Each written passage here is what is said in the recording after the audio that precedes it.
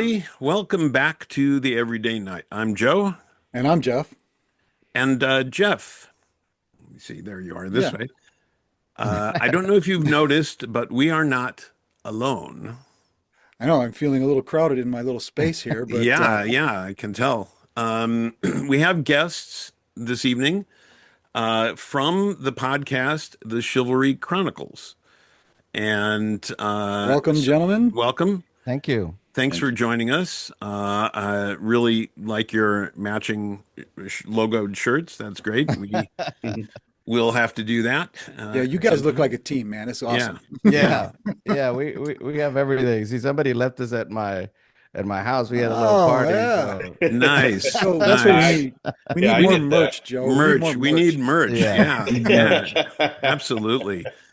Absolutely. Gotta fund this thing somehow. Well, one of the things first of all, thank you for joining us. We came across your podcast and we're intrigued by the name, The Chivalry Chronicles, because that's something we talk about a lot. That's the premise of our conversations. And so thank you.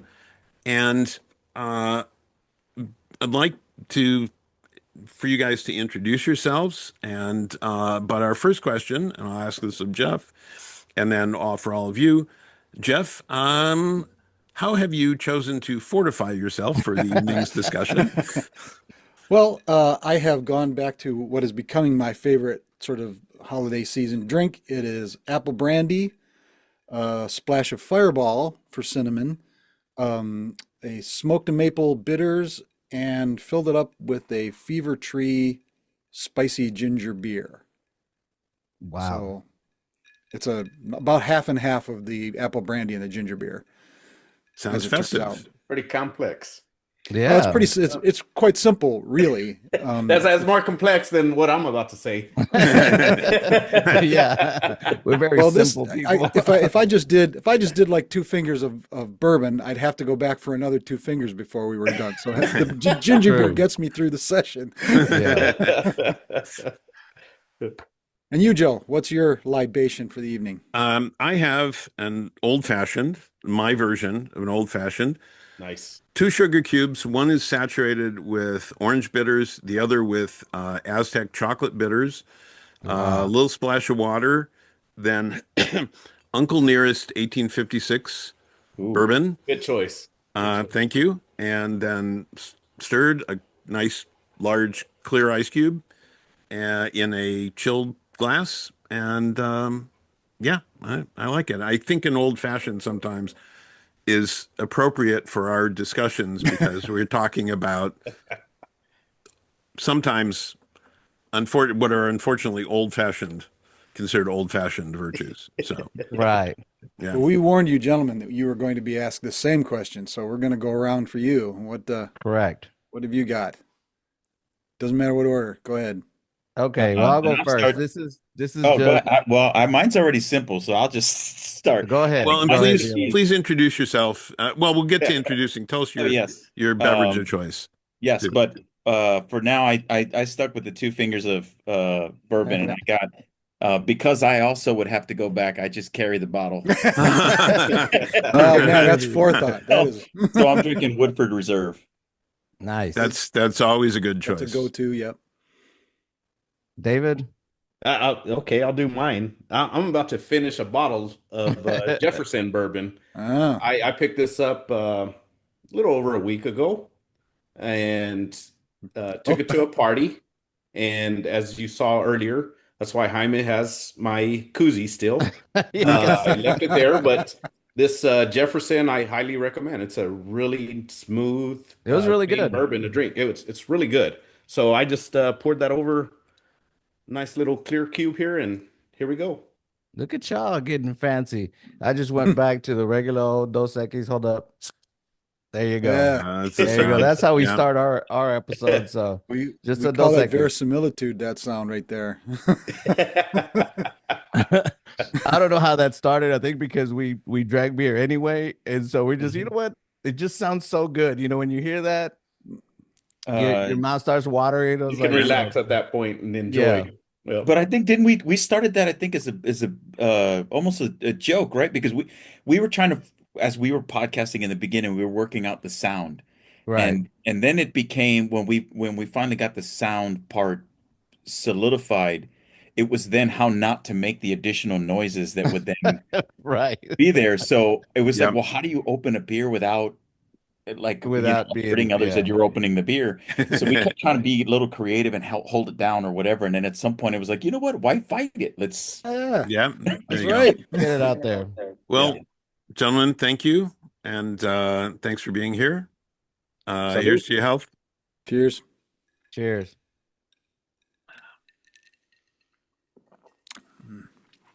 So, if you would please introduce yourselves, tell us a little bit about yourselves. Okay. Absolutely. Name, rank, and serial I'll, I'll, number. I'll go ahead and start off. My name is David Rodriguez. I grew up in Amarillo, Texas. Went to West Texas A&M University. Moved to San Antonio in 2010, which is where I then linked up with the other two folks here. So Okay. Cool. Jaime Noriega. I grew up in Dallas, went to Texas A&M University, moved here to San Antonio in '99. Civil engineer. And, we started the Alumni Association somewhere around 2009, 2010. That's how I met DLH and David. And we called DLH is also David, but because they were both David, that's why his name is David Lopez Herrera, but we call him DLH just to not confuse the two. When Gotcha. when I, when I was growing up, Joe was a very popular name. There were six of us in Wow.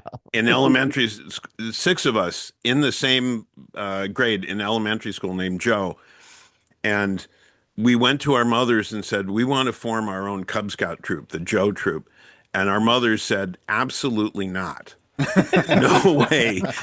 It's hard enough to get one of you to, I Yeah. mean, but it would make, we'd all come then when you called our names. So, no. Yeah, that's become, I guess, who I am because I came, I guess, technically to the Alumni Association after David did, right? So that was how he got preference to the whole name. Well, not only Yeah. that, but my last name gets a little complicated because it's hyphenated. I think people often struggle with that. My name is David Lopez Herrera. Um, and I'm from San Antonio, born and raised here. I feel like a New York transplant because I lived in New York City for well 10 of the 13 years I was in New York State. I was in Ithaca for a little while and then in New York City, living in Manhattan, and then moved back in I think it was 2013. Um, and then at our fraternity national conference, I think that summer was when I met Jaime, and then he brought me into the Alumni Association. yeah, so Joe and Jeff, the common denominator for us is we're all part of a fraternity, and our alumni association here in San Antonio kind of creates that uh, format for us to re-engage Mhm. with that and bring those aspects that we've learned throughout college back into the fold. We like to say "Odify till we die" is kind of like one of our little mantras, and that our alumni association is kind of how we do that. We've kind of realized that as we get families, careers, and so forth, you get really caught up in trying to focus on that, which is highly important. But there's always just something that gravitates to us, and I think it's that common denominator of kind of going through the trenches as brothers and having some similar experiences that just kind of pull us together and find some points in which we all connect with. And that's why the association here in San Antonio was built. But we continue to do a lot of the things that we did in our younger years, such as service, gathering together, uniting our families, getting our kids involved with each other, and just bringing that aspect back in. It, it's interesting because I, over the past couple of years, got more involved with fellow alumni from my alma mater, Northwestern, through writing a book about the history of what's now the longest running student improv show in the country. Wow. Oh, So sweet. I interviewed more than 100 people, and I got so much more connected with people than I had been, Hmm. and gained so much more of an appreciation for my time as an undergrad there than I had when I was there. Because it was just so busy all the time that I didn't really understand the value I was getting of it. And so that's being able to have that connection. I think I wasn't part of a fraternity, but I feel much more connected with the fellow alumni than I ever used to.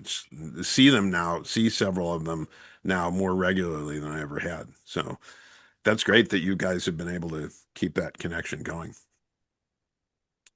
Um, so why did you call your podcast the Chivalry Chronicles? So, as part of the fraternity, our mascot is also a knight, and we wanted to incorporate the fraternity aspect. We didn't want to limit ourselves to just create a podcast for the fraternity. Hmm. So we wanted to incorporate a knight so that when somebody from Omega Delta Phi would see it, they would catch it, right? But it was something that was kind of vast, and other people could look at it and go, oh, okay, that's interesting. And a lot of the stuff that we talked about, we wanted to talk about brotherhood, masculinity, fatherhood, all those things. And we went through several names. I think we voted on Chivalry Chronicles because it kind of encompassed everything we wanted to discuss, and it kind of just wrapped it up really nicely. And that's how you see all the connections between Knights of Omega Delta Phi and also incorporating that knight aspect to the podcast. DLH, David, anything else you want to add?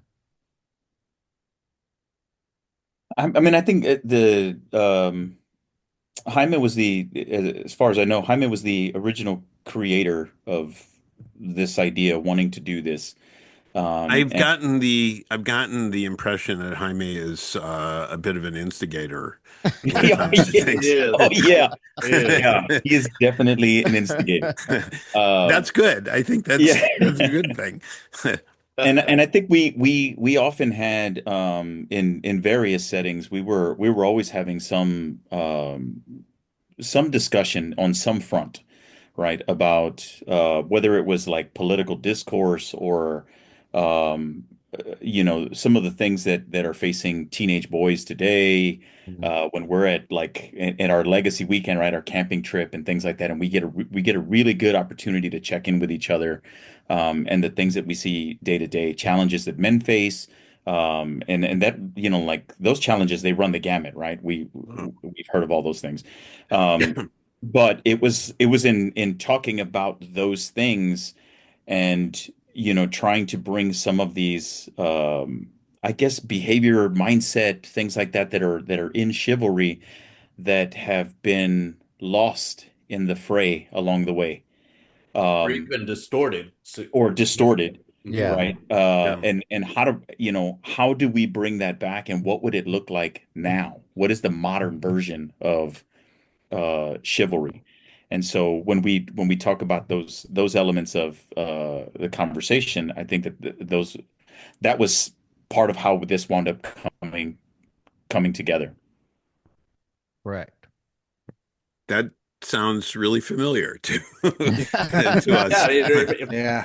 In Yeah. fact, in listening to into in some of your podcasts, I hear some of those familiar aspects that we're trying to bring to the table. I think we take a very light approach in some of our topics, but it really boils down to how should we as men in today's society continue to put forth chivalry aspects. How can we do that? What's a way to connect that with our generation or what we've learned? Some things good, other things horrible, and some things the narrative's been taken away to an extent. And how do we really bring that into what it really means to be a man today?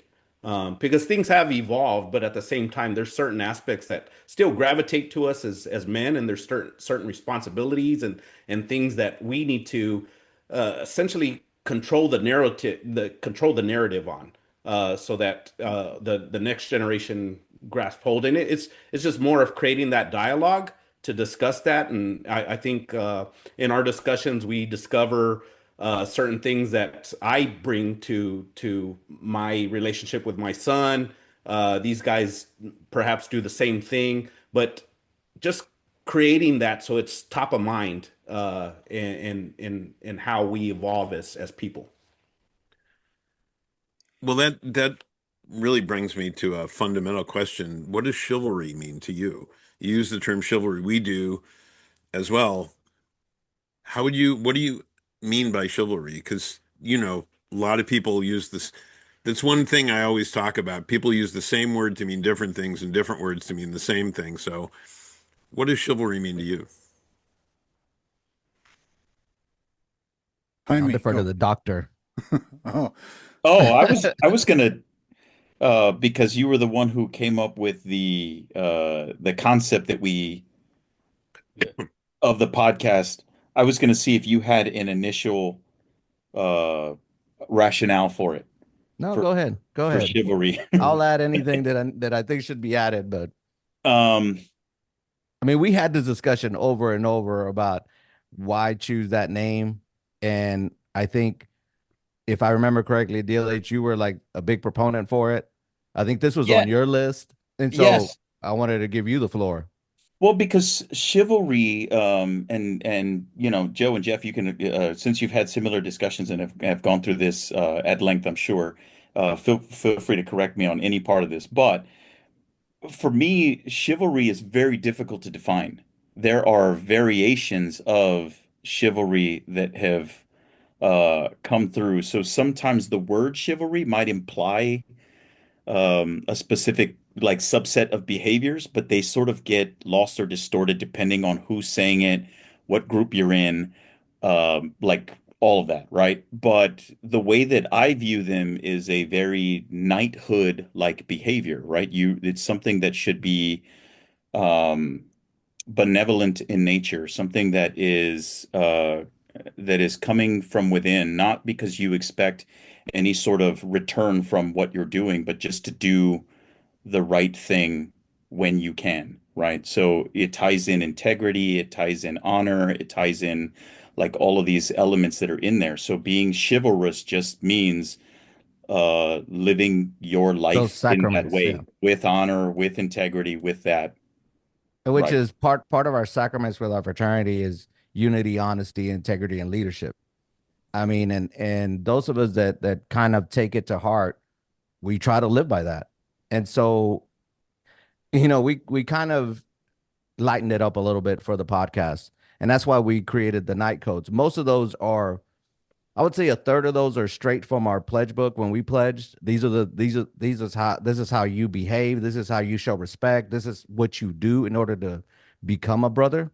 The other third, I think I just came up with, and then a couple I just borrowed from other places, because we wanted to make it light. Not everything has to be a 2 hour discussion about it, but we try to make them very simple. Like, if you're gonna do something, if you're gonna say you're gonna do something, do it, that type of stuff. And so um we we kind of ran into that stuff in some of our meetings, with different brothers that maybe didn't do what they said.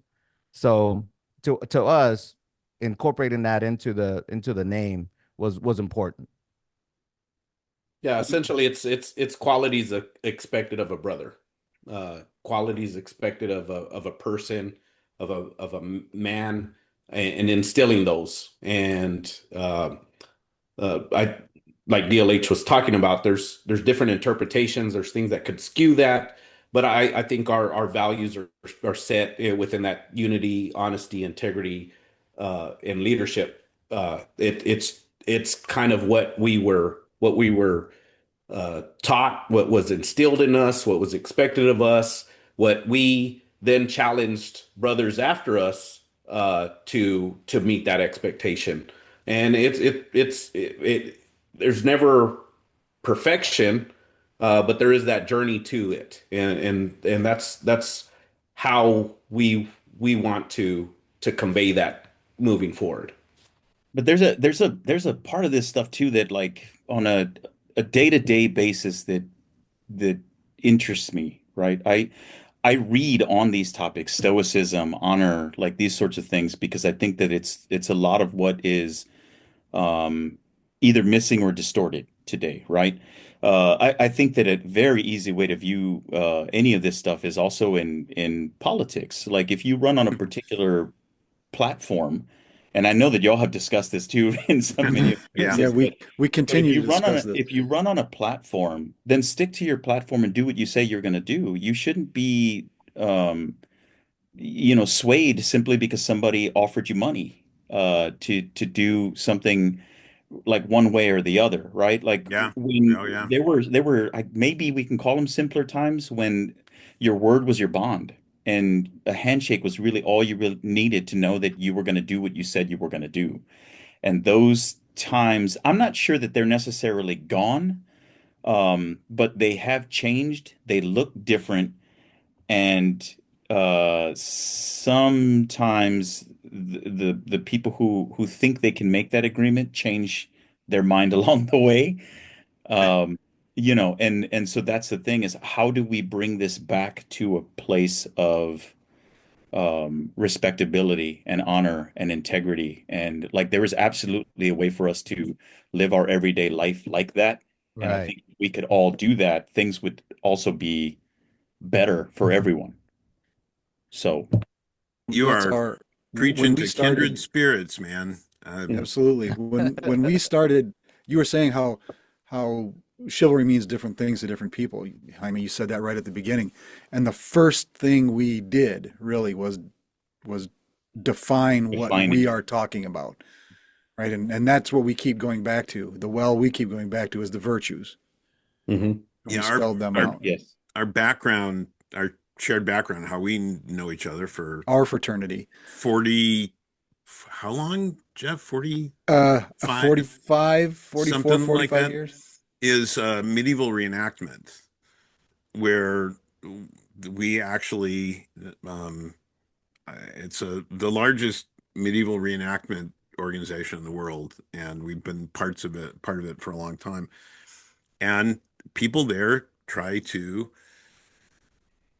behave according to the virtues, but there are lists. We're amateur medievalists as well, so we went back to lists of medieval virtue, the chivalric virtues, and there are lots of different lists and there are lots of different virtues. So we discussed in our first episodes, really, what are they? Because together they are the code of chivalry, Hmm. and so And which ones make sense for a modern person? yes, And how does that show in a modern setting compared to a medieval setting, for instance? yeah, So that's yeah, the defining these things. How can you follow it if you don't even understand it yourself, right? yeah, Yes. yeah, Yeah, I think that's the other issue. A lot of the reason, I mean, it was fun to write down our night, like the night codes, and it wasn't anything that was formal. It was something that I think we had started noticing certain things that because I went to Texas A&M, David went to West Texas A&M, and DLH went to what, Everywhere. Texas State. Yeah. So in I and started so at Texas State, yeah. yeah, so different chapters run differently, right? As with any organization that's spans different states. And so stuff that we did at our chapter, it was just like this is how it's done. And so then when we got together, we're like, okay, we need to reduce it down to like what did we all do the same, right? Because we're supposed to follow a certain set of rules. And it's hard to get people to agree to do them. You know what I'm saying? Like even in our meetings, it's like this is how we need to do it. So I think the original night code that we did was the one that's just like buying a round of beers. I mean, that's what got me to write all of them down. I was like, man, I just need to jot them down so that people understand. And the one is just because when we went out after the meeting, I would buy a round of beer, David would buy a round of beer, and then it would stop. All And right. then Yeah, I people were gotta like, go. yeah, they're like, Sorry, and guys, so I'm a lightweight. I yeah. gotta go. And so David and I were sitting there going, I mean, I grew up with two older brothers. I mean, basically, there was five of us and a sister, right? So it was just like when you grow up around men and brothers and, and a lot of men, it's just certain rules that you just fall into. And I was like, well, maybe they just don't know. Maybe they don't understand. Maybe we need to write this down and kind of like talk about it and maybe it'll click in. So that was kind of where we started it. As I was going through some of your podcasts, that a lot of it struck me as kind of bro code kind of stuff too. Like it's like, Yes. come on, Yes. man. Like you're saying, the brothers. You referred to each other as brothers, and you Yes. wouldn't do that to a brother. Come on, man. It Yeah. seems obvious when you say it like that. Yeah. Now, Yeah, I was. Go when ahead. y'all were in the beginning of your podcasting, so now I'm curious here, like going back to the beginning, because I love your topics. You're going through those and seeing the topics. Yeah. But when you go back to the beginning, did you already know you started out serious, or did you feel like you had to make any sort of changes to be somewhat lighthearted in order to get people drawn in? Well, as happy as Joe would be to answer this is a better question when we're on your podcast. We're here to Yeah, learn about True. you guys. Yeah. yeah, I knew, I kind of suspected you guys were about to say that because that is, those are questions that I certainly have for you guys. I think with us overall, like Jaime was saying, a lot of things that we're doing, we're living it in the moment, or experiencing different things, and then uh, having this sidebar conversation of, hey, did you notice this? Is it just me thinking it, or am I on this different wavelength? And doing that, it just kind of led to a lot of these lighthearted conversations that ultimately Jaime is like, we should do a podcast on it. And it's like, yeah, well, let's do it. But it probably sat on the shelf for a good year before it was like, okay, let's just make it happen. We don't know what the outcome's going to be. We don't know where it's going to take us. We don't know if anybody will listen. But heck, if anything, it's just going to be a great hobby. And that's kind of I guess the attitude that we took going in, and in doing it, we've deepened our relationship. I've deepened my relationship with these two even further, and it's just having these experiences, and now knowing that we're going into it with potential podcast material, we're also just kind of seeing things that otherwise would have gone unnoticed. It's like, hey, we just this just happened, and nobody else in the world's gonna think of it because it's very subtle. But now it's actively part of our mindset and how we may go into a particular episode, diving into this specific area. And I think early on it just kind of became very evident because it's hard to get us to take a serious tone for longer than what, 2 minutes, guys, maybe. So the lightheartedness surfaced quickly, and we knew that why we want to continue to highlight very serious topics. We also want to keep it light. We want it to be digestible for just folks in general. So That's a good uh, word. Yeah. keeping it that way is kind of where we've continued to go in and delve into that further. So that's my take. I don't know if these guys have something different. I think DLH wants to go a little bit more serious, uh, and I know he wants to do that, and we will and we do, but we also just we just want to keep it where, well, I'm using the word we. I think from my creative mindset, I just want people to be engaged with it. Uh, and if it gets too deep, it may turn off. It may turn off a portion of listeners, maybe not. But that's kind of how I think of it. Yeah, I mean, I do, I agree there. I think Oh man, when was the last time you heard me say that with you? I agree with what you said. But I'll I count think it. Here we Never. are bringing people together, Joe. This is Yeah, what we do here. it accomplishes something. So yeah, there we go. I think because part of our audience, we want them to be our fraternity brothers. There is a portion of that that does go lighthearted. I agree, because if we just go in heavy and we stay heavy, there's some of them that won't tune into that because I maybe as we get grown and you're in your careers and family and all that other stuff, they come back to this stuff because it's lighthearted and because it gives them a way without being there to still be there, Yeah, with us. And so I do agree with that aspect. And like I'm fine with that. But there are many times where I am just sort of chomping at the bit to get into something that's heavier. yeah, Like when I see, like your episode on what was it? Psychological doubling, right? yeah. Like that, like things like that. I like those sorts of topics and I want to get into something that's heavier.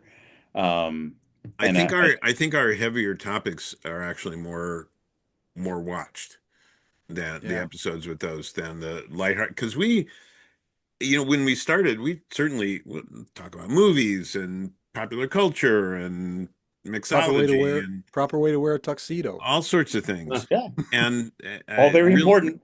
really, because I think we started doing this because Jeff's wife said, "You guys should start a podcast. That way we don't have to listen to you two go on and on." So it's They like, don't want to hear Yeah, your I've heard stories. that and my too. wife said, "That's a great idea." So it's conversations things we want to talk about, and I think we're it's actually as a creative who designer and art director, I always thought I understand the taste of my audience, I understand my taste, and if I create messaging, create things that I find interesting and appealing and effective, I think they will be for this audience if I understand them. So it's not intentionally trying to be anything. I think of these as conversations that Jeff and I are having. And I ta learning by exploring a topic. And if other people find that interesting, I think that's great. But I think we're going to keep talking about it. Yeah, and I think as you should, because as with everything, it doesn't apply to everyone. Right. There's niche groups out there. There's people that gravitate to different aspects, different topics, etc. And you're not going to meet everybody's needs. And I think the lane that you've chosen, I think the lane that we've chosen is something that works for the audience that we have in mind, that we have background on, or that we have a mindset of how they interact or how they go forth with everything. So it just makes a lot of sense. Yeah, and I just want to put on the record, I wanted to go niche, and these guys wanted to go broad. So then we're like, okay, we'll just and that's where I think. Well, I wanted to ask you guys, y'all stuck to two. Is there a reason you stuck to just you two guys? Were you the guys just discussing the stuff, and y'all decided to do a podcast? Well, we've been doing these conversations as long as either of us can remember. Yeah. Hmm. We So, we just started recording them essentially. yeah. They Gotcha. spot on, spot on. Yeah. And there are other people from time to time we'll have guests on for specific topics Yeah. that we That want we their want to particularly. expertise and their point of view. We had uh one episode and we had so in our medieval reenactment organization, you can earn knighthood. It's through because we do armored competitive Hmm. sport, martial sport, wearing armor. And we are both knights in that and have been for a long time. But there are women who are knights as well and have earned that as well. And so we had an episode where we had women knights on talking about the challenges that they faced in what is essentially a male dominated sport. Yeah, Because because it's there's no women's division. no, They there's no compete with weight us. division, age division, women's division. It's all in. Wow. The only age division is youth. There's a youth Yeah. uh, If you're under league, 18. under 18 league for legal reasons, but then there's a peewee where they use just foam padded stuff, and they're learning chivalry and they're learning the concepts of honorable behavior in that. But they're women who are knights who are formidable in the sport. Yeah. So and we had them on. So we'll have people on for um expertise. We just did a episode on the warrior ethos because that came I up did in the listen to news. that one. Yes. So we had on friends of ours who Or are served. who served Yes. and also happen to be in our medieval reenactment organization. Then they were all of those were also knights, if I'm Yeah, yeah, I think I So- watched that one. There was like 5 people there, yeah. right? There was, yeah. Yeah, that And was interesting. one was a female in Yeah. particular. So, yeah. Yeah, So, and yeah. she's impressive. she's written a book. She's a military MP. She's still a civilian advisor, and she's written a book about women in our martial combat sport that's available the on challenges Amazon. that they face. Wow. Yeah. So just the two of us, but most times. And yeah, I don't know that it ever occurred to us to have Well, this is our Third. first foray into the sort of podverse of, getting on somebody else's show and getting somebody Really? else's Yeah, podcast yeah. on our show. So you guys are leading the way yeah. for us. Yeah, Um, that's right. Thank you. Well, when I was doing research on podcasting and all that, I mean, I did so much research on how to get one going, and I read if you really want to get a good conversation, it's like you got to have 3 people, and I was like, okay, I mean that makes sense, and so David and I had already talked about it, and so we brought in DLH because DLH and I have had conversations about masculinity and brotherhood and that type of stuff, and then David and I just discuss about everything else, and so I was like, okay, let's get us 3 together. The other thing that we started with our podcast is like we do a verdict at the end, and so if there's no consensus, then it's like, well, we're gonna agree to disagree. So at least with 3, you're gonna have a definitive yes or no, or we're gonna do this versus that. So I think it kind of worked with what we were doing, but I was just curious on why just the 2 of you. But hey, I It- thought it the works. I thought the 3 you joined up so that you could complete the facial hair spectrum between the 3 of you. yeah, Yeah, I'm more in the DLH. Yeah. Yeah. Yeah, the DLH has on the back of his Jeep, he's got that basically a silhouette of himself. Oh, nice. Well, it's a bearded skull. Personal Yeah. branding, baby. Yeah, like I Yeah, said, a there you silhouette go. of himself. Yeah, a So, bearded skull. You know what? And when I was in the parking lot of a grocery store, I kid you not, there was a woman who saw my that it was a tire cover on my Jeep, and I was walking back to the Jeep. She saw it and then looked at me and she said, "Is this your Jeep?" And I said, "Yes." And she was like, "Well, that's a nice wheel cover. That's how I knew it was you." And I was like, "Are you kidding me? That's yes." That's great. Yeah, we get a lot of kids for Halloween, and there's this little girl at the door, and she looked up at me and she said, "Are you Santa Claus?" And so I knelt down and said, "Don't tell anybody." And she looked up at her mother, and I said, "I know you've been a good girl. I have a list.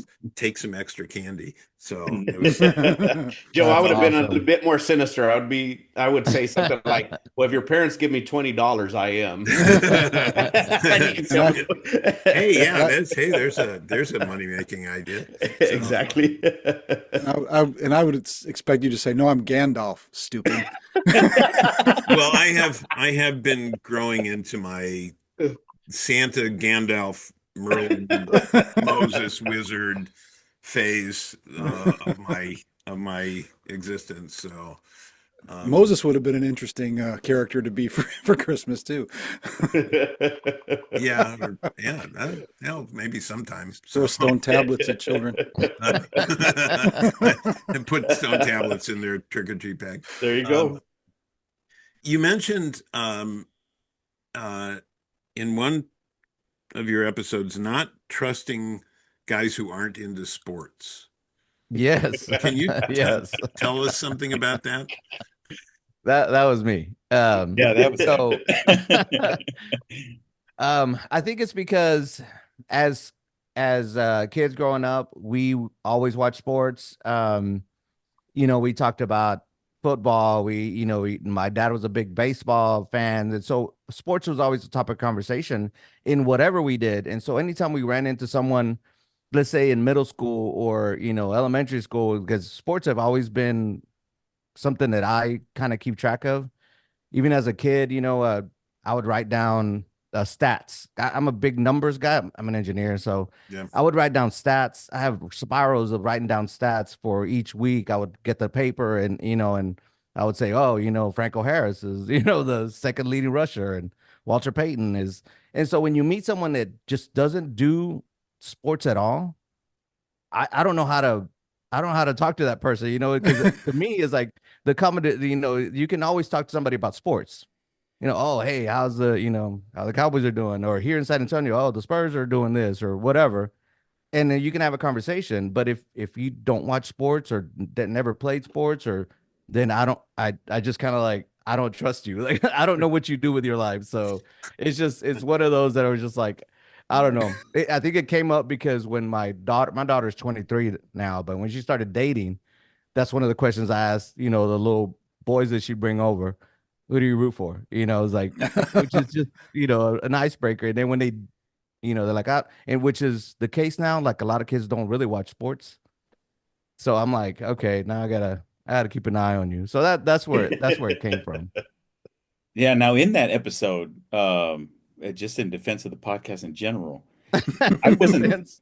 I wasn't there for that episode, or I would have been likely a dissenting in Ah, that one because there's plenty to be garnered from people who don't uh like pay attention to sports, right? They just pay attention in other No, areas, and there's a no, lot. absolutely. nah, no, you're wrong, Doc. No. No, it was, yeah, Yeah, it was I did approved. put a little thought because I was at the table and I did put some thought into that and I just started thinking like, what do you talk about?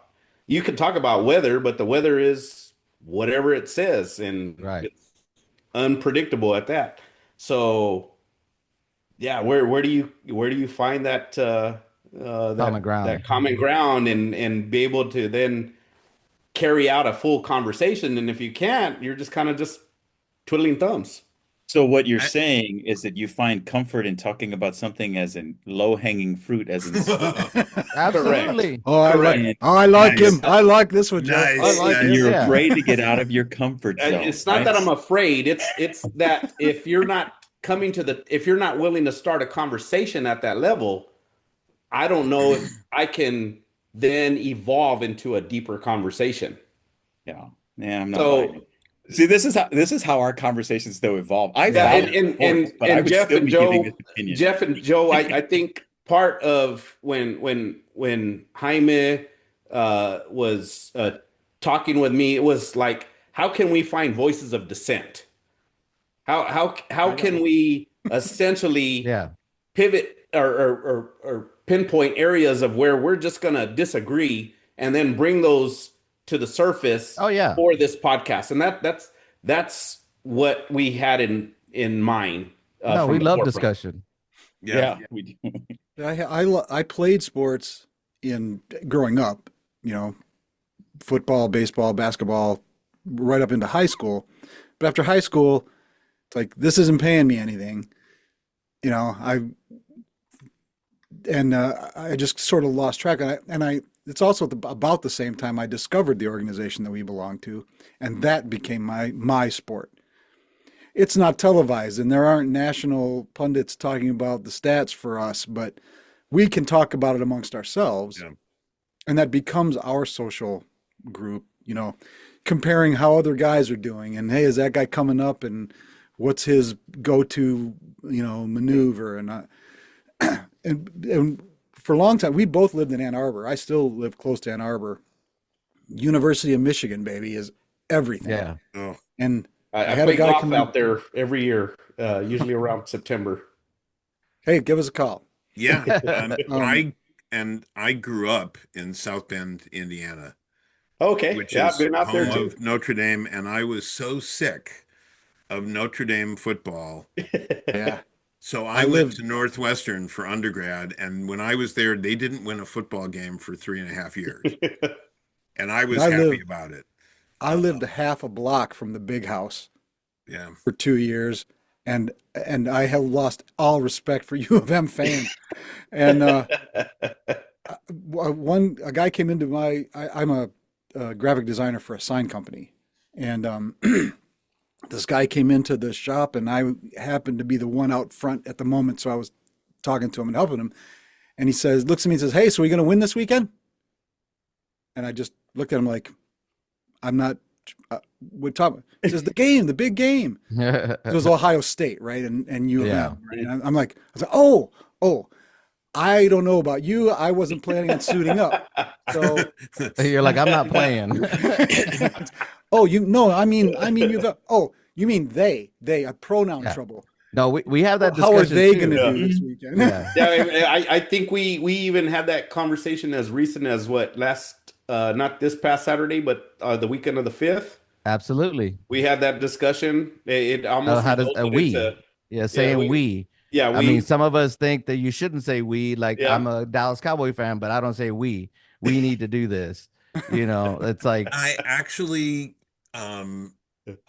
read I was teaching a undergraduate course in consumer behavior, and I was reading papers about identification with organizations, and came across a campaign that was done in Brazil to increase organ donation signups. And it was done for fans of one particular football team in Brazil. Hmm. And it increased, they said, because if you donate your organs and a person they will be a fan of your team for life and beyond your own life. Yeah. And it increased organ donations to the point where there was no shortage. wow. It was incredibly effective, and it was about that identify. It was it was that Yeah. it was fascinating to me. And when we were living in Pittsburgh for a while. We were driving into Canada, and the border agent, showing the ID and passports, he looked at our ID and looked at me and said, "You're not a Steelers fan, are you?" Boo the Steelers. And I said, "No, sir. The only sport I follow is women's professional beach volleyball." And he went, "Oh yeah, that's cool. Okay, good." And we went on our way. So it's like, Well, I think that does kind of give validation to Jaime's point on sports. mm, When you're going into a conversation, those are usually like the norms. Hey, how's the weather over there? Or that type of thing. Sports kind of takes it from the weather conversation to that next Yeah. level. And if there's Catch the not that game last night. progression, it's hard to then evolve beyond that because you're kind of at a stalemate if there's not that Yeah, I mean, you subsurface level. can't go from that to like, It- hey, how about, like and the economy. And it's like nobody wants to talk about that. It's like Well, just that just it something makes light. me hopeful that you're going to encounter someone where you talk about sports, and they're like, "Oh, I don't follow sports." And And yeah, No, and I what's it's your run not into even next that you them don't. statement? all the time. I run It's into not them all the even. time at the gym, at Yeah. at work. When we And go to then what do you and say? meetings. it's Bye. not that you talk, it's not that No, you I mean delve I can deep discuss into other that, things. it's not that you delve deep into that conversation on sports.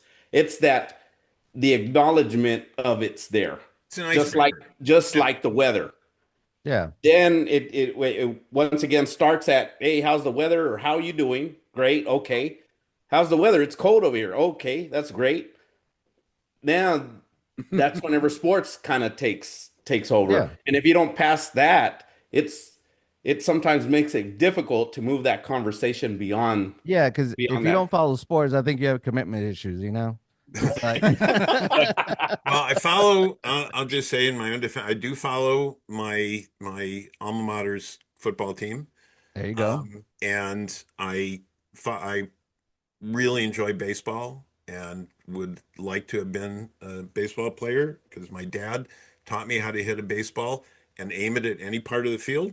But Wow. I was a really slow base runner, and so you know, so there I'm gonna you go. slow everything, Joe. Don't worry Yeah. about it. But I have a student, a former student, who's now playing in the major leagues. Wow. Oh, Yeah.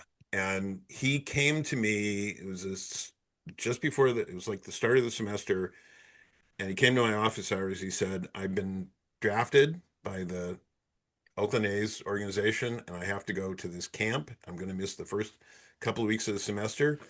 I came here so I could make sure I'd be able to catch up and do everything. And it's like, yeah, he's going to be great. He's going Yeah. to, and he was terrific, and he's what a doing really story. well. I mean, that's Yeah, Yeah. it's yeah, it's a great. story whenever you have those types of connections, Oh, yeah. because The student athletes I've had have been very organized for the most mhm. part. Organized, because they've got time schedules, they know how to Yep. balance all of that and meet their commitments. And for the most part, except for one graduate student I just had who was slacking off, they've been great. Yeah. So I think the other thing that leads to that sport conversation is I thought it was important for my son to play sports, just like my daughter to do dance, to do different. She played volleyball, she did all this other stuff. I think it just teaches a team aspect. And to me, it's like, okay, now you understand the team aspect, you understand brotherhood, you understand those types of things. And I think it's important. I wanted my son to try everything. Um, but I think it makes you accountable. It does a bunch of the sports do so much for a child, right? And like you're saying, my son is just like that. He needs a list, a to-do list. Because if he doesn't have that, he just, it falls apart. So yeah. it's kind of like it's a very simple question, but I think it leads to other things.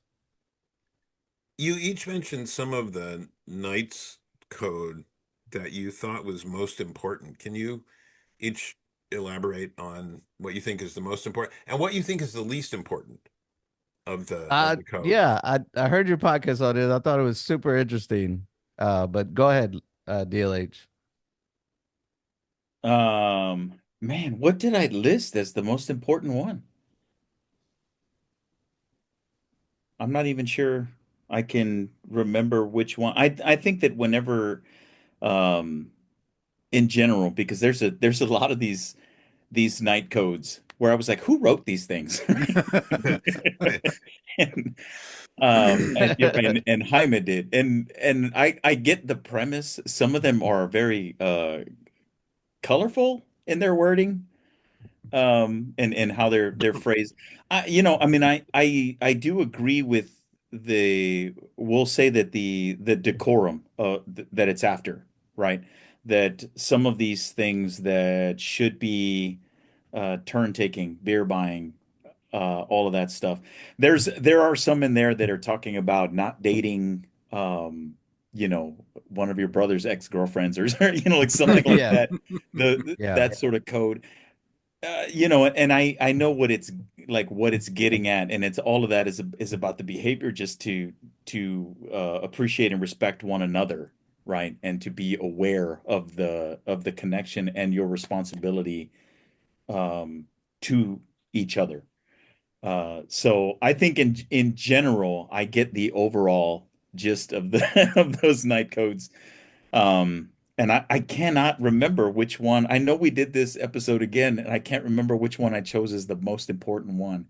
I think it Yeah. might have been night code 21. I think that's what's coming to mind. I think for me, it's the one having to do with who you are, right? I think the one that we stated in the podcast is if you say you're going to do something, if you say you're going to be somewhere, then be there. If you're going to be with us, then be with us type. It's more what you do to bring to the table, right?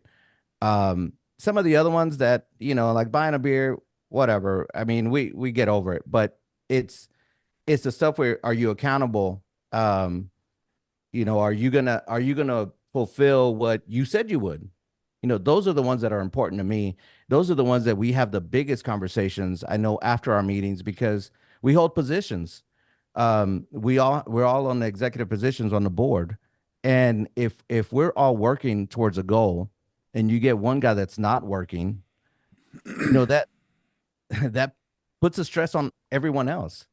And so they're very simple. It's about respect. It's about getting up, shaking somebody's hand. It's about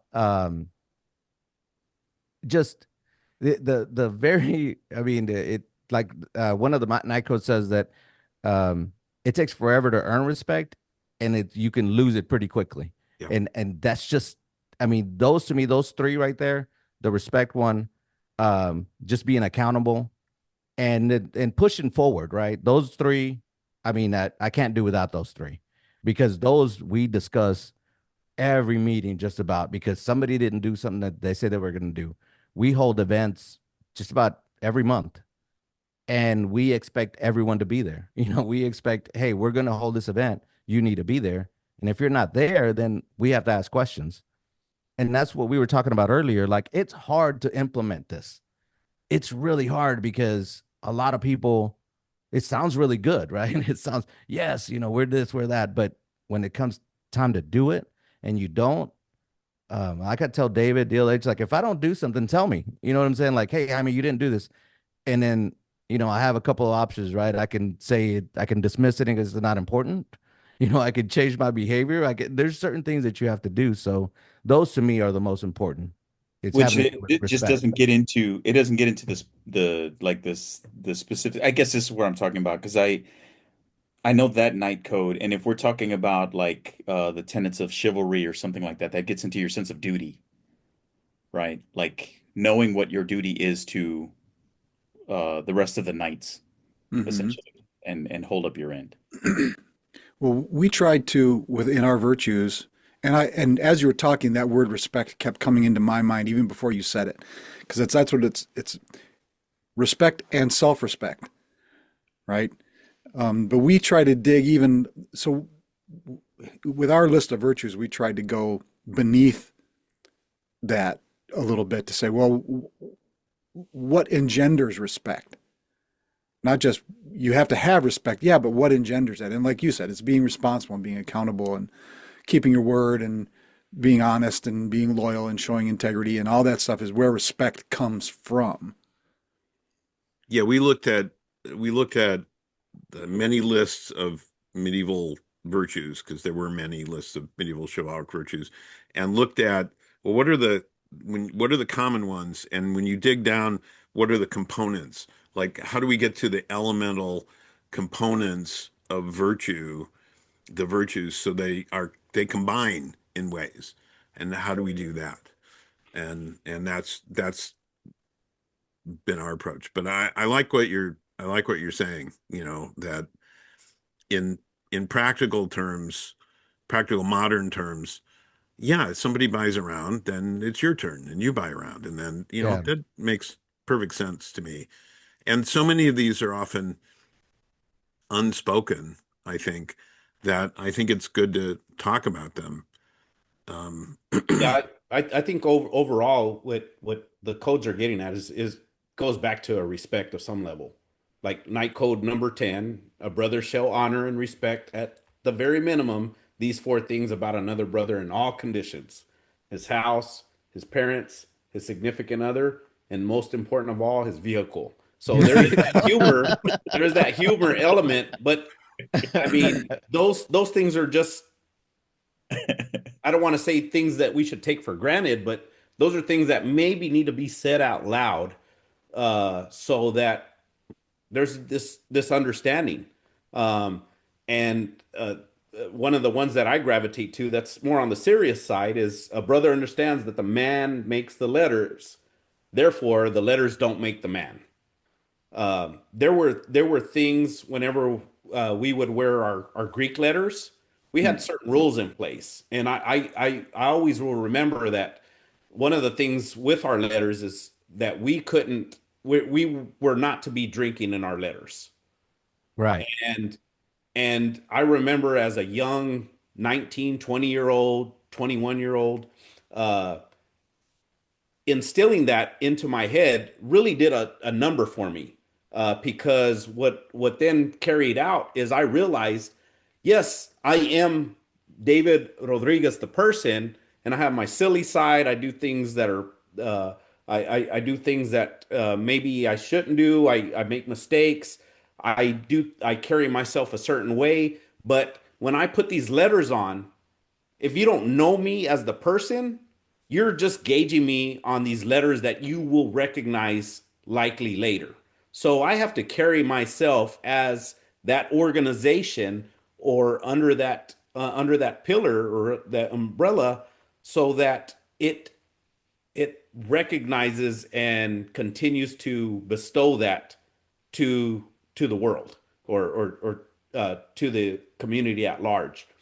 And that really helped me a lot. It helped me a lot in my career, and knowing that whenever I'm representing an organization or a company or whatever, in business, that yes, I may differ, but this is our message as the organization going outward, and it helped me tremendously, and that's why I always, whenever it comes to a fraternity, a lot of people associate, oh, just drinking and good times, and yes, we had some good times, and I think everyone will attest to that within our fraternity. However, the real elements that I learned from it is giving back to the community, being there for one another, uh, pushing each other to sharpen each other's saws, per se, or to better Co- ourselves. Covey, Like those Yeah, were Semmelweis. Stephen Yeah. Covey, those greatness. were the things that were really pushed into us or instilled into us. And those are the things that whenever I see Jaime or DLH, if I see them uh, uh, faltering in some aspect, I'm going to say something. And they will likewise do the same thing to me.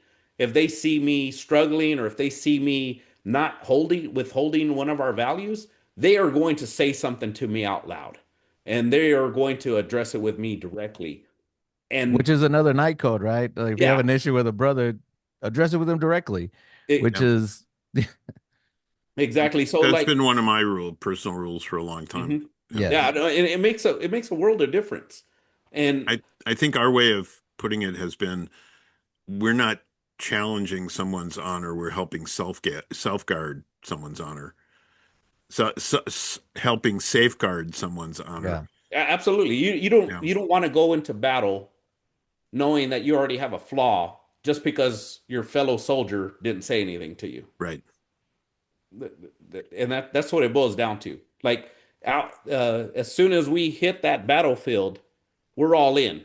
We may have disagreements behind that, but going on this battlefield, we're moving forward in unison to the best of our abilities. Everything we have is what we have. We're going to enter that as is, and back each other.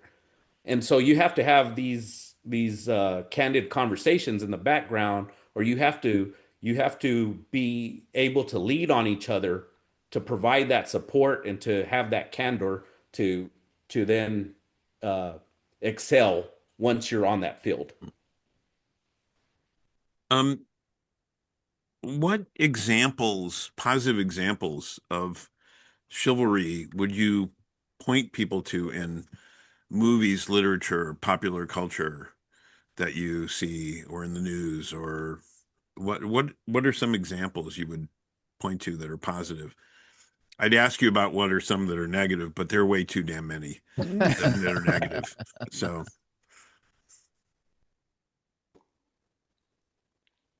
Anybody? DLH, Go ahead, you haven't said anything. DLH. Go ahead. I just Yeah. wondered if y'all had any.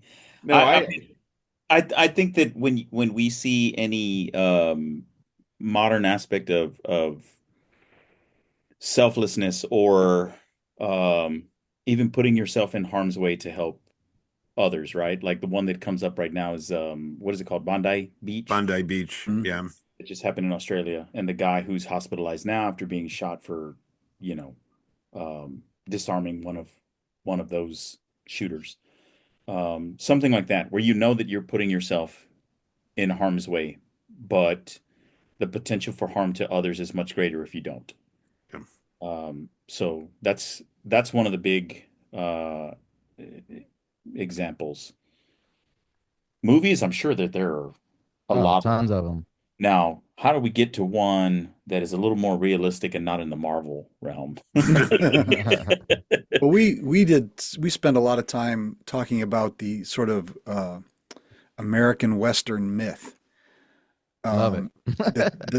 That formed a lot of the masculine ideal for generations in this country. You know, my parents, probably your parents had something where Westerns were what TV was in the 50s and early And 60s. the same way you could talk to somebody about sports and understand something about them, I could tell something about somebody by what their favorite TV Western was, or Oh, movie yeah. Western. Absolutely. It's like mine was Have Gun Will Travel, because Paladin was tough, but he was a scholar, he was a gentleman, he was cultured, he was refined. He often solved problems with his brains, not just with his fists, but he Yeah. could do that too. And so he was my example. I But then mean, there were others, like there was a guy who liked Maverick because he was a smart ass and a gambler and yeah. Yeah. No, you got to go with the Lone Ranger. That Lone was my Ranger. favorite was. I mean, Yeah, that guy Lone right Ranger. there Yeah, is the epitome of chivalry. I mean, yeah. he's everything. Even his voice was great, right? He had a great podcast voice too. But I mean, yeah, if you're talking about that type of stuff, westerns, I love westerns. Like it's for anywhere from the Lone Ranger, which I mean that was one of my favorite shows. I mean, if you to Clayton the Moore new and ones, Jay Silverheels. Clayton Moore, yeah, yeah. that's right. Um, so we talked about some movies and stuff like that, and Troy is one of my favorite movies, and I think Prince Hector is like the Yeah. perfect person. Like I want him to succeed every single time I watch the movie, and I've rewatched that movie probably like 20 times, and every single time I'm like, he does everything right. He does right by his father, by his wife, by his brother, by his country, by everything, and he still ends up. I don't want to spoil it for you guys, but No, we've seen it. ends up not making it. Yeah. I read the That's story in even- the original Greek, if you don't mind. Yeah, Yeah, and it was I don't Greek to know. you, so Yeah, it's a Yeah. total lie. I looked at it in Greek. I couldn't actually read it. See, my favorite was, and Joe, you too are a fan of the old Guy Williams Zorro. Oh, Oh yeah, Zorro was man, great, man. I Wore all had when black. I was a kid, I had the whole Zorro outfit, including yeah. the plastic sword that could hold a piece of chalk in the end. And so I'd go around the neighborhood in my Zorro outfit and I put Z's on everything. Yeah. So I did that so much till the tip broke off, and now I had a sharp point on my sword, and that was even better. So yeah, Zorro. And my favorite movie of all time is the 1940 Mark of Zorro with Tyrone Power, Basil Rathbone, Linda Darnell, directed by Ruben Mamoulian. It's just yeah, great fencing scene. Great, great movie. Favorite movie of all time. So David, did you have any examples? Westerns? No, no, Western? no. Well, Any popular No, culture. yeah. no. Examples of chivalry, chivalrous acts, or I think that was the Yeah, original question. We got into movies then. and Yeah. this is the part where I think my folks will understand is like I will watch a movie, but I watch it one time, so I don't necessarily correlate specific actors, and I don't get that deep is what I get at. But Well, it doesn't have to be a movie. no, I know that. So that said, I think the biggest thing, and not to necessarily dive into political stuff, but I think some of the things that I see where people are standing up despite despite the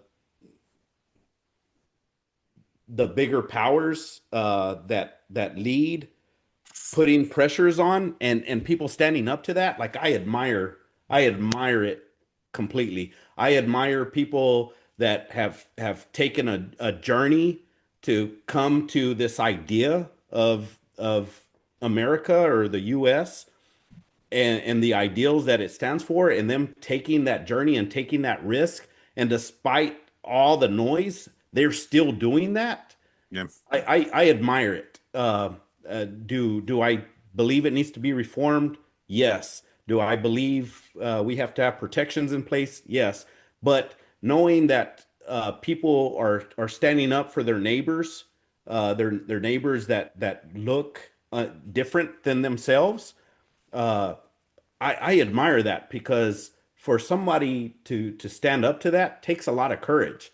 It's easy to get in your lane. It's easy to put blinders on. It's easy to say, if it's not happening to me directly or my family, why involve myself? But for people to challenge that on their ideals and their principles, I have the utmost respect on.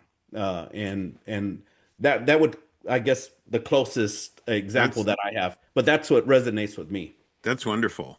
That's Yeah, absolutely wonderful. that's great. That is admirable. Yeah. That Three and I three agree of with you completely.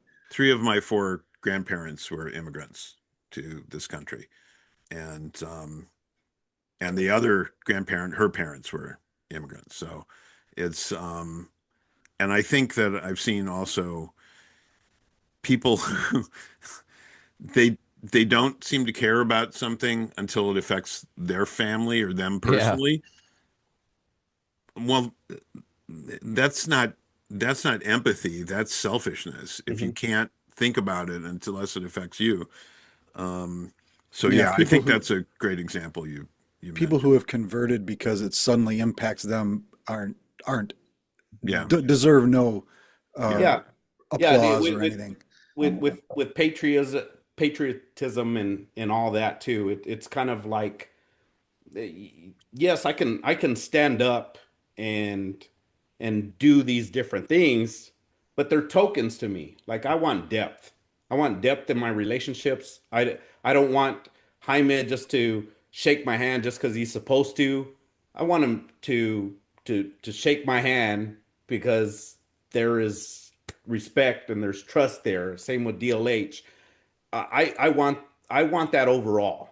And BLH looks like he's got a hell of a handshake, I gotta say. yeah, yeah, he'll Well, squish the he's a personal trainer, so you know. yeah. As we kid on our podcast, he's a professional. He's a true professional. One But month professional. but yeah, I mean, I find value in, like, genuine, uh in people being genuine and people expressing themselves genuinely, versus kind of this surface level, hey, we're supposed to do this because everybody will think differently. And that's where I find admiration in people and in things. That's great. Yeah, I think we are very, very much of a like mind in that Yeah. again, the organization we belong to, we are in a position to have to, from time to time, like I said, like Joe was saying, this an order of knighthood within the organization, and Mhm. we have to occasionally pass judgment to see who is going to be inducted into that order. And a lot of what we talk about is the sincerity. What are their motives? You know, you can say things and you can shake hands with the right people and you can smile and say the right thing, but when it comes down to it, when you have to risk something, will you risk it to do what's the right thing? I love that. Yeah, That's it's the version of what you said before is that we say the renown of a lifetime can be lost in an instant and turned into infamy. And it's what you were talking about, you take a lifetime to build up respect and it can be gone just like that. Yeah. Um, yeah. And is somebody being performative or are they Performative. being Yes. real, you know? Um, uh, what are you guys reading now? Random question, Um, but sometimes revealing.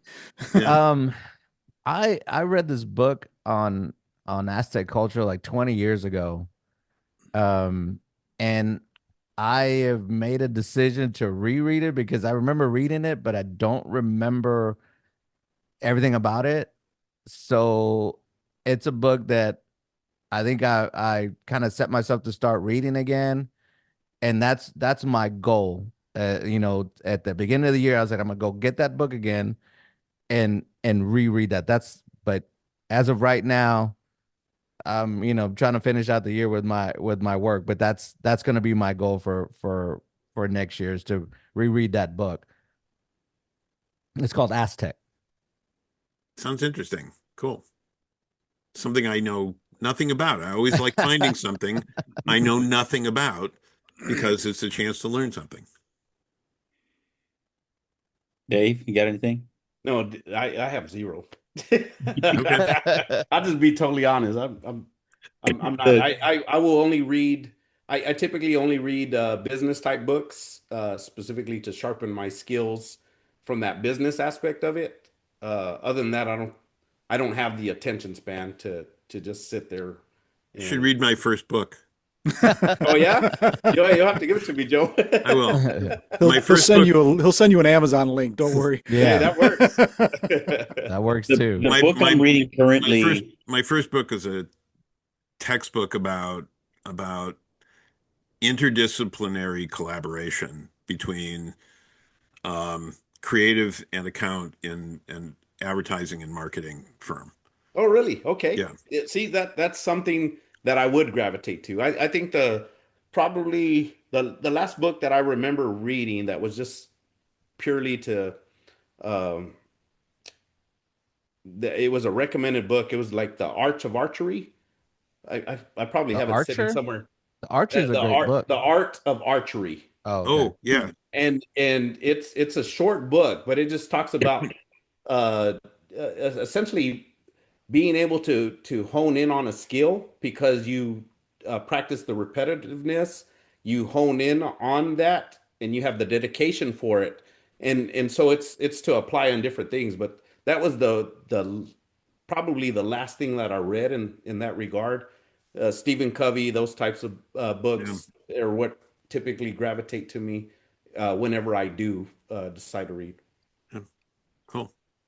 And the Caleb? book I'm reading now is it's called King, Warrior, Magician, Lover: Rediscovering the Archetypes of the Mature Masculine.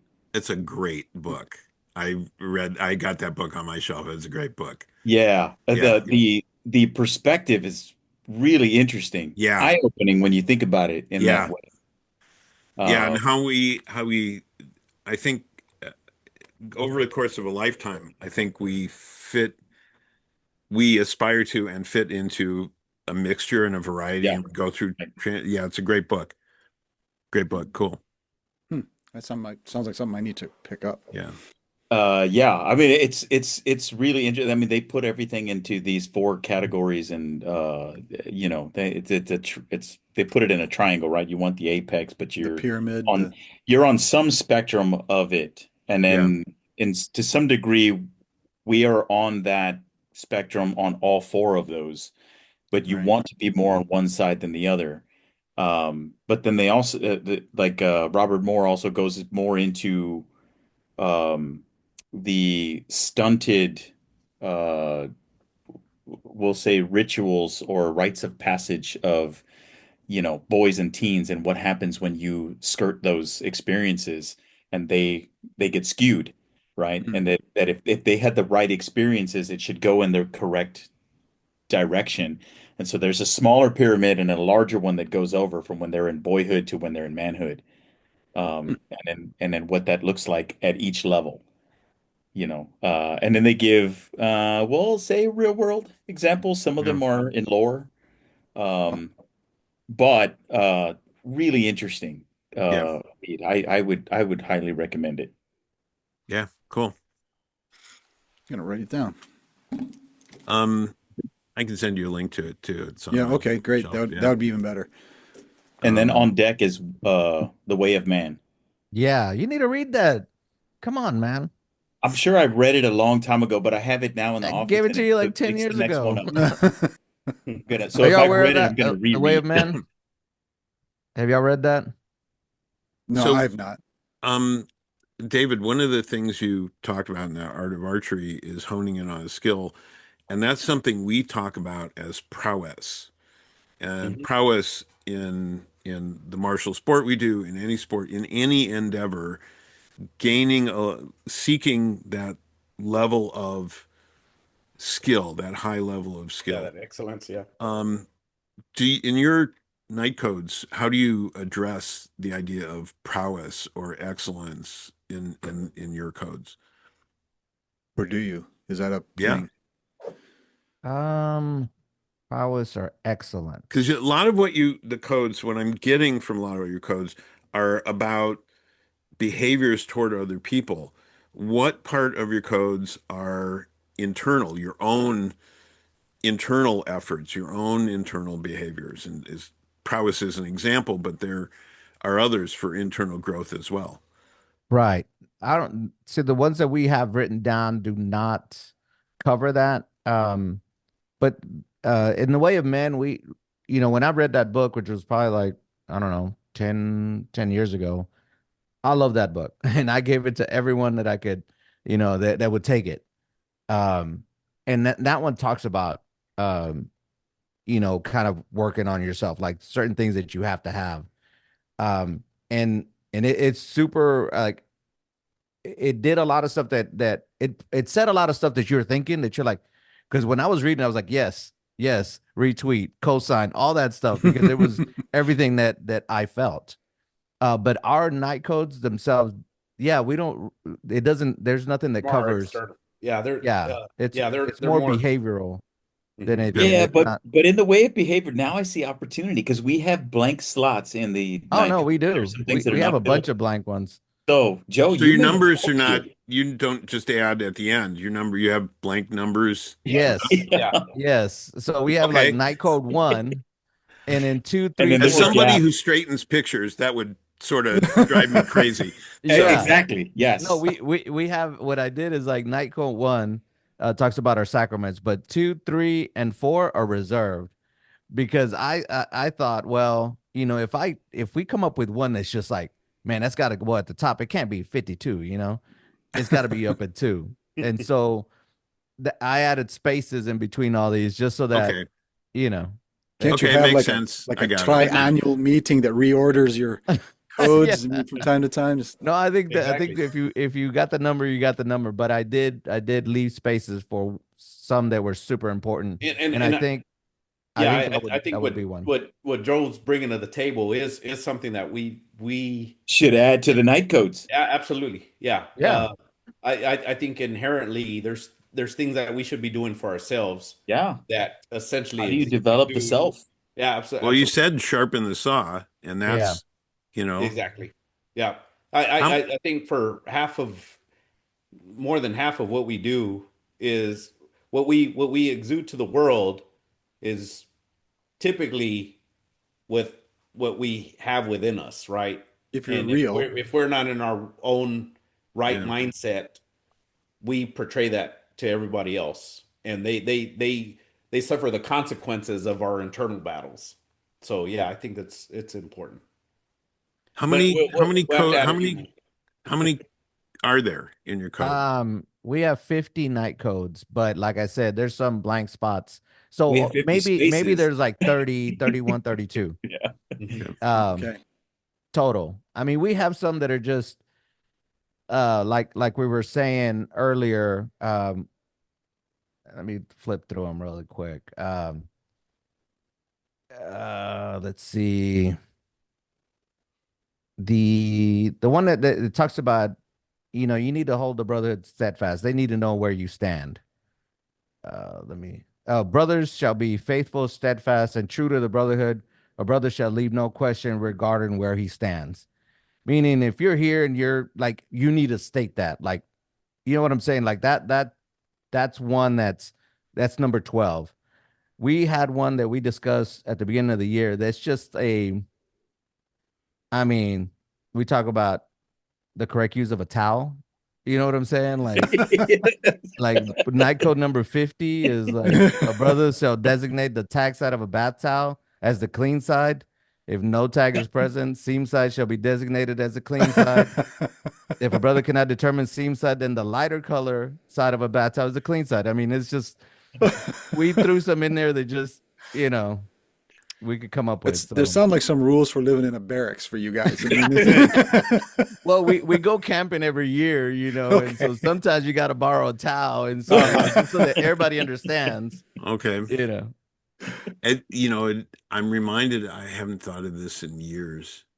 I was in college and playing some friendly poker with a bunch of guys, and one guy had his hands below the table. And we Okay. said, "Hey, man, put your hands up on the table." Absolutely. Yeah. And Hands on the table. he said, what are you? And he got angry. I said, "Don't get angry, man. It's just what you do. Yes. As a The guy, you etiquette. keep your hands above the table." And he got mad and he stormed out. And that's the last we saw of him. Oh, What? And it's like we didn't think he was doing anything wrong. It was just poor form It Yeah. is. until he Yes. got angry and stormed out. And then we were like, what the hell was he? Well, why did he get so angry and defensive? So, yeah, it's, and I haven't, thank you, because I haven't thought about that unpleasant incident in a long And that's time. There's those Yeah, that's a unwritten great rules. rule. We There's have to those enforce that unwritten all the rules that time. just need to be written down. Yeah. And I think Yeah. that's essentially what we're trying to uncover Yeah. with the We night have poker codes. games, 3 or 4 times a year where, you have a 10-person table, sometimes 2 tables, and we have to enforce that all the time. Like your hands need to be on the table, your cards need to be, to where Yeah. we know Visible at you're all in the times. game. I mean, it's Yeah. just you sleeves think rolled people up. know that, but Yeah. yeah, you got to state that. Yeah, we Same have I color on the wonder- back of the same color and decoration on the back of the card too. Yeah. I wonder sometimes how we learn these things, because, Passed down. do we learn them from older adults? Do we learn them from, I didn't have older brothers, and I learned So- them from Abbott and Costello movies myself. oh, Well, who's on first? Good source. I How to roll dice, how to play Jeff, cards, I all of would have that. said the Three Stooges, The actually. Three but- Stooges was my favorite. I've Yeah. learned a lot. They've taught me quite a bit. Yeah. And that's I think something that we talked about too is like a lot of this stuff came from my dad. I have 2 older brothers, so we played poker all the time, and so you just kind of do those things, and then you assume everyone else does them, and then when you meet someone that doesn't, you're like, hey, Yeah. hands on the Mhm. table. What's I will- wrong with you? I will Yeah, like I will tell you, since I brought up subject poker, but when I was in 6th grade, we had a field trip, and my father volunteered to chaperone. And the bus trip to this where we were going was like 2 hours. And on the way, my dad taught all of my classmates how to play poker. He was a very popular chaperone for Yes. field trips. So yeah. I did the same thing with my kids. Because I don't think like I play poker. None of my family does. I smoke cigars. None of my family does. Yeah. Like that's an Not interesting. even your best friend, DLH? No. No. I mean, well, he smokes cigars. He's the one who actually introduced me to cigars. That's not your best friend. Oh, you're talking about my wife is my best friend. No, if she smokes a cigar, it's because it's mine. Uh, So he doesn't know how to play poker either. Jeff and Joe, we did have on one of our more recent podcasts, we did is your wife your best friend? Can your wife be your Or best Can can friend? your your wife be? significant other be your best friend? Yeah, that was our topic. It was a heated conversation, but your wife cannot be your best friend is what went out. That's That was not, that board was not the approved. consensus. But Well, I will have to disagree with you both, all three of you here, because my wife and I were friends before we started dating. And then we were at a point when we realized we were just hanging out. We weren't dating anybody, and we both looked at each other and we went, "Duh!" And we started, and we've been married for 28 years, 3 months, and 17 days. Wow. Nice. So So, would that Pretty good. congrats. does that mean she's your best friend? she is. Yeah. So then Yeah, we would likewise, be in the same likewise. camp. They are not. No, we're Well, not. Well, and No, I like to hear Jeff's point of No, view. I can share anything with my wife. And she knows me. She understands even the me. dirty side of the towel. Even the dirt. Yeah, yeah. Hey, We- sounds like you guys are outnumbered. Yeah, in this podcast, absolutely, but we're guests. So. Which We is defer to the guest. You know, Just to kind of give the counter argument of what Jaime and I were getting at from our angle, and I'm divorced, by the way, so I'm not giving any marriage advice at this That's, point. his that's wife not a is good. not his That's best not a friend. good start, But- sir. Not a good start. But ultimately, where we were getting at is you have your best friend, but your wife from a pecking order is higher, just as your son, daughter are higher than your best friend. So from a pecking order, you ultimately, yes, your wife, you divulge more than you would anyone else. You're there for them. But if you're hanging off a cliff and you have your best friend in your left hand and you have your wife in your other hand, nobody's going to question you for letting go of your best Yeah. friend to save your wife, right? But you let go of your best friend. So it was more about the pecking order as opposed to this pecking order of your best friend is the top tier. I think that's where the differentiator is I'm between gonna Terms let and Jay argue definitions. this instead of Yeah. revisiting. Right. it. If you have to keep them in separate categories, then yeah. Yeah. But it's the way I looked at it was, if I had to pick one person to spend my free time with, who would it be? Mhm. It's my wife. There's no other person I would rather spend time with. Yeah. If I And have the to first have- if I person ever you had a tell about choice. your wins and your losses, right? Yeah. The deepest sentiment or feelings. Yeah, but you just stated that a lot of the things that you love doing, she doesn't. You know what I'm saying? Like, No, no, if she'll do the- I can she'll- list 10 She'll things I love doing, even if and my she wife. doesn't do it specifically, she'll be there. Yeah, I mean, she can. Like, I go to, open houses, and it's like I've done that, but Yeah. don't We want to do do that for that. each other. No, That's why Yeah. I'm her best friend.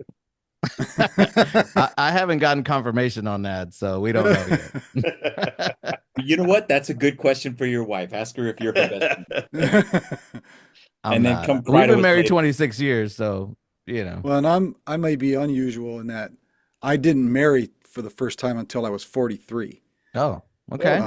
I'm my wife's second husband, so she got an upgrade. Well, I certainly got an upgrade.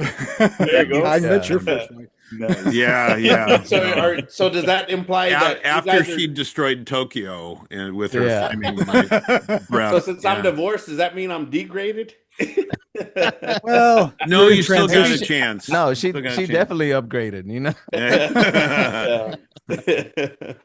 Um, where would you like to see your podcast go? I kind of had the same question for you guys. I wanted to see what tips you had for us, because I mean, we've only been out for about a year and a half. I think what I'm looking forward to is growing a little bit more, and so I think maybe moving to YouTube is that's kind of been the goal for the last 6 months. Except we need to do the video, all that stuff, trying to work all that out, but I do want to get back to a we cover this this topic or this niche area. And hopefully, maybe it grows, maybe it doesn't. I'm As long as I'm having fun with it, and these guys want to, join me on that, then we'll keep doing this. But yeah, I am curious on if we just move to YouTube and kind of go with the video, because I get all the mail, I get all the texts from people that listen, I get all the comments, like, y'all need to go to YouTube. Hey, what are you talking about? This is terrible. Like, that's a terrible list. That, I get everything. And so I Well, share it with the guys. as long as you're refilling this, I'm there. I'm there. Yeah, but I I think, think no, go ahead. I enjoy, like recording podcasting, right? And when we meet up and we have our bourbon, because it allows us to continue our brotherhood, and then we do the podcast as well to get that stuff out. I I think for me this is a tough question because I'm hoping to make a broader impact on the youth, right? The younger boys and teens that are coming up. Um, I'm sure that maybe y'all have heard along the way that I guess it's easier to teach young boys than to fix broken men, right? Yeah. Like, um, and if we can do that sort of thing, that's what I'm really interested in doing, is having a broader reach and trying to get these ideals of chivalry out to the general public so that we can better raise our boys. But a lot of my research is in violent crime. My dissertation is specifically in rape offenses that have taken place, and legislation that either lends itself to that or doesn't, right? So there's a lot of nuance in that. Um, but there's a big part of that culturally that has been done over time for either boys and male entitlement and this sort of stuff, and how do we treat women, and like there's all of those things, and there's a large part of that segment that I want to influence out in the general public, which is why I took the path that I did. I don't know that we can address those things through this podcast, but at some point in some way I want to do those. So if we can even take bite-sized chunks off of that in an occasional episode here, then I would want to do that. But I would like to see this grow, because whether it is in uh, the tools that are most helpful to have when you buy your first home, or whether it's how to deal with mental health issues as a man in today's society, they're all relevant, they're all important. And I would like to see that grow, right? That awareness in this conversation. Um, I think that that's wonderful. It's admirable, particularly because there's so many voices on the other side of that equation that are empowering the worst instincts in young men. Hmm. A lot of podcasts that are doing that, a lot of voices that are contrary to the chivalric virtues, that are talking about what what you can get away with rather than what you should be obliged to do. So I think that if your podcast grows and ours grows and we're voices talking about chivalry and and the behavior and what it means to be honorable, I think that's all for the good, and I wish you all kinds of success. I don't And, know and that we are likewise, I don't know that we're the best to go to for advice on growing. In our 6 years, we've got like 50 followers. We're not we're not out there, blasting to thousands of followers. But Right. like you said, we're not doing it to get followers. We're doing it because we believe in what we're doing. Yeah. absolutely. Right. And if that gets spread to the right people, great. That's really all we care about. Yeah. Absolutely. I mean, it kind of goes back to what I was saying earlier. I want genuine I want those genuine experiences to be the impact, right? Um, Oh at the no, end of the day, we lost uh, Jaime. he's probably going to the restroom, but I want those genuine experiences uh, with. I want my name attached to that. I want my name attached to my beliefs, and I know when we talk about like other side and other thinking, I and to put it in a very simplistic way, it's almost like, well, if you're not an asshole, you're a bitch. And point blank, I want to be the counter to that. I want to be that, hey, I'm a guy too. I'm not a bitch, but by the way, I also think that we should embrace others. I think that we have a responsibility to respect others, regardless of where they may lie in the spectrum. And there's nothing. I don't think there's anything wrong with that. And I want to put that into the world, whether it impacts one person or it impacts thousands or millions or whatever. We have a responsibility to do that. And if anything, I want my son to maybe fall upon one of my podcasts. He knows I do it, but I don't know, and I will never force him to listen to it. But I just want it to be a chronicle of my beliefs so that he can weigh it and then ultimately decide his path. So that's why I do it, and I don't care if it's 5 people that I'm talking to or it's millions of people that we're talking to, because I just want that genuine connection, and I know I get that with the two other guys that I share the podcast with. Yeah, we are similarly minded. I think Yeah. we're certainly not monetizing this. I'm not going to retire on my income from this thing. But Joe and I have known each other for, like we were saying, 45 years, and this is a way for us to stay in contact and connected and keep ourselves sharp and keep our minds moving in the right direction Yeah. for each other. And like I said, if somebody and you said, David, if somebody stumbles upon it and gets something out of it, that's all to the good. Absolutely. Yep. Absolutely. I mean, it'd be nice to monetize, I'm just saying. It would be. It wouldn't be a bad thing. I Wouldn't wouldn't be hurt. suffering from no Jefferson syndrome. Um, we've been at this a while. What else would you like to tell us, share with us, talk about?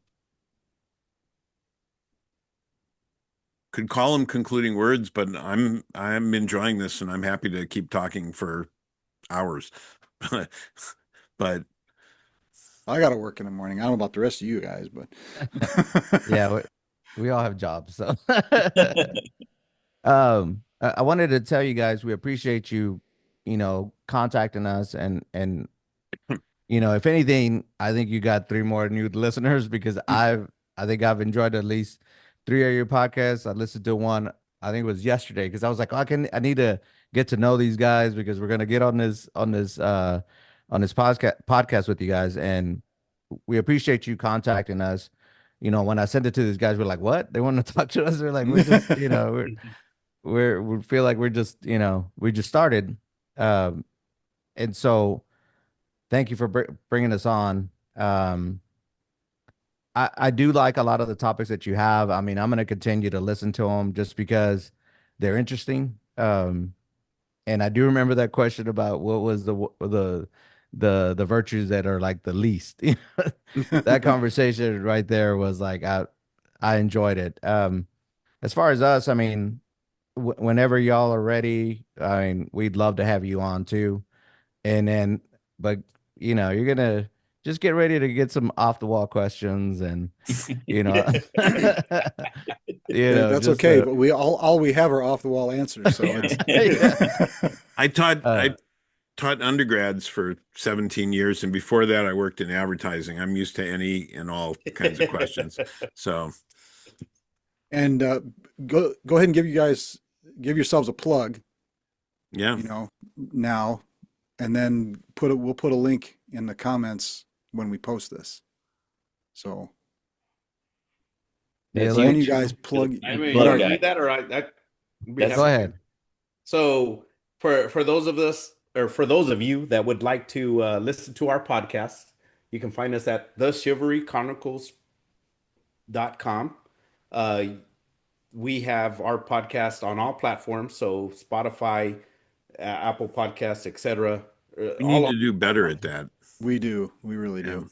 yeah. Yeah, So Overcast. We're on YouTube, but just audio. yeah, At some just point, though, in all the near audio at future. this point. We'll get to we will evolve eventually to video, like you all. But you can find us there. We'd love to have you listen.